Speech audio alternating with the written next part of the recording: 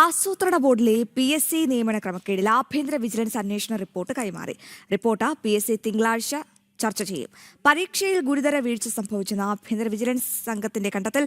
വിവരങ്ങളുമായി ശ്യാമപ്രസാദ് ഉണ്ട്. ശ്യാമേ, ഉത്തരം വ്യക്തമാണ്, കൃത്യമാണ്. കാരണം ഈ ആസൂത്രണ ബോർഡിലെ PSC നിയമന ക്രമക്കേട് അത് സംഭവിച്ചിട്ടുണ്ട്. ആഭ്യന്തര വിജിലൻസിന്റെ നിർണായകമായ കണ്ടെത്തൽ ആ റിപ്പോർട്ടാണ് കൈമാറിയിരിക്കുന്നത്. ആ റിപ്പോർട്ടിൽ മറ്റെന്തൊക്കെ വിവരങ്ങളാണുള്ളത്? ആ റിപ്പോർട്ട് കൈമാറുമ്പോൾ ആർക്കൊക്കെ ആകും അത് തിരിച്ചടിയാവുക? ശ്യാം.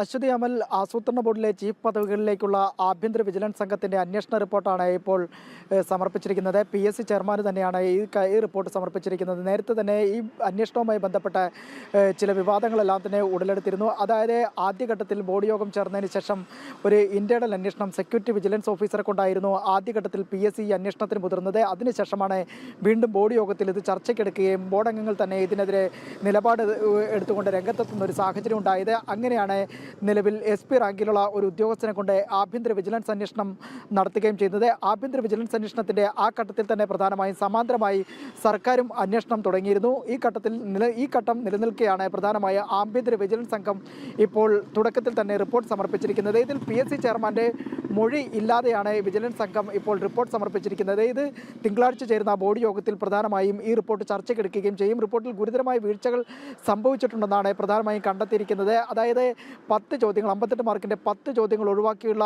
നടപടികൾ ശരിയായില്ല, അതിന് ഭാഗത്ത് വീഴ്ച പറ്റിയെന്നുള്ള ഉദ്യോഗസ്ഥൻ, അതായത് ഈ മൂല്യനിർണ്ണയം നടത്തിയ ഉദ്യോഗസ്ഥൻ്റെ ഭാഗത്തു നിന്നുണ്ടായ വീഴ്ചയാണെന്നുള്ള PSCയുടെ വാദം അംഗീകരിക്കാത്ത തരത്തിലുള്ള ഒരു റിപ്പോർട്ട് കൂടിയാണ് ആഭ്യന്തര വിജിലൻസ് സംഘം ഇപ്പോൾ കൈമാറിയിരിക്കുന്നത്. എന്തായാലും PSCക്കകത്ത് തന്നെ ആരോപണ വിധേയരായ ബോർഡ് അംഗങ്ങളും ഒപ്പം തന്നെ ചെയർമാൻ അടക്കമുള്ളവർ തന്നെ ഇപ്പോൾ പ്രതിസ്ഥാനത്തേക്ക് വരുന്ന ഘട്ടത്തിൽ തന്നെയാണ് ആഭ്യന്തര വിജിലൻസ് ഇതിൻ്റെ ഉള്ളിൽ തന്നെയുള്ള വിജിലൻസ് സംഘം ഇപ്പോൾ റിപ്പോർട്ട് സമർപ്പിച്ചിരിക്കുന്നത്. എന്തായാലും ഈ ബോർഡ് യോഗത്തിൽ പ്രധാനമായും ചർച്ച ചെയ്യുമ്പോൾ ഇത് ആരിലേക്ക് ഇതൊക്കെ ആയിരിക്കും ഈ ചോദ്യമുനകൾ നീളുക എന്നതാണ് ഇനി കണ്ടറിയേണ്ടത്.